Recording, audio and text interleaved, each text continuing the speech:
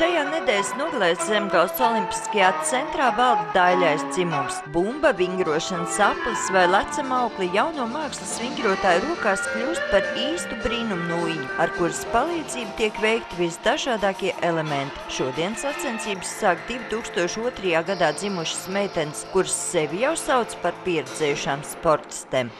Как давно ты занимаешься гимнастикой? Cik sen tu nodarbojies ar mākslas vingrošanu? 6 gadus, no 4 gadu Что тебе vecuma. нравится? Kas tev visvairāk patīk? Man vislabāk patīk aplis.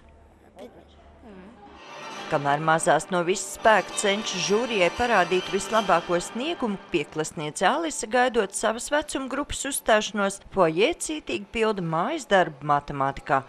Man tas viegli padodas. Ar mācībām pagaidām viss ir labi, un arī ar vingrošanu viss kārtībā. Mākslas vingrošana ir mans dzīvesveids. Tas ir viss priekš manis.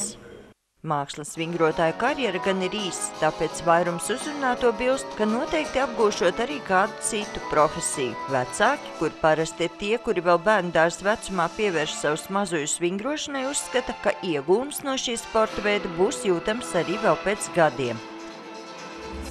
Sievišķību, skaistumu, māku turēt sevi, laikam varbūt arī dzīves tādu izjūtu, un vēl laikam tas svarīgi priekš laikam jebkuras meitenes, sievietes cīnīties līdz galam un zināt, kas tas ir. Starptautiskajā mākslas vingrošanas turnīrā Baltijas puķa šogad piedalījās 250 sportistas no 6 valstīm. Sandra Litāna, Andris Pāns, TV Spektrs.